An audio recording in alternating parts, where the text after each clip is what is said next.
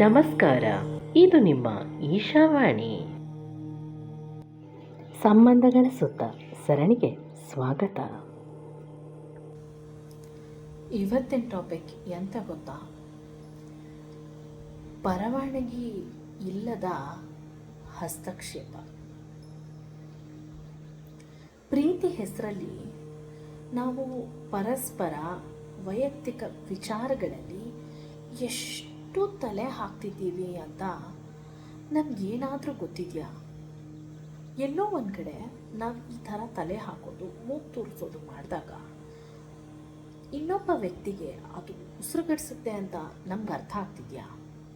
ಕಾಳಜಿ ತೋರಿಸೋದು ತಪ್ಪಲ್ಲ, ಆದರೆ ಅದು ನಿಯಂತ್ರಣವಾಗಿ ಬದಲಾಗಬೇಕು. ಅಥವಾ ಇದು ಹೀಗೆ ನೀನು ಮಾಡು ಅಂತ ಹೇಳ್ತೀವಲ್ಲ, ಅದು ತಪ್ಪಲ್ವಾ? ಪ್ರತಿಯೊಬ್ಬರಿಗೂ ಅವರದ್ದೇ ಆಯ್ಕೆಗಳಿರುತ್ತವಲ್ವಾ?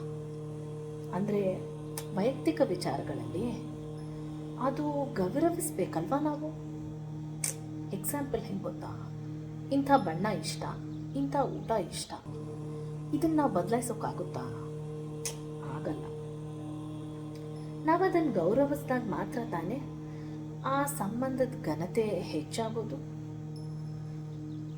ನಾವು ನೀಡುತ್ತಿರುವುದು ಮುಕ್ತವಾದ ಪ್ರೀತಿಯೋ ಅಥವಾ ನಮ್ಮಿಷ್ಟದಂತೆ ನಡೆಸುವ ಹಠವೋ?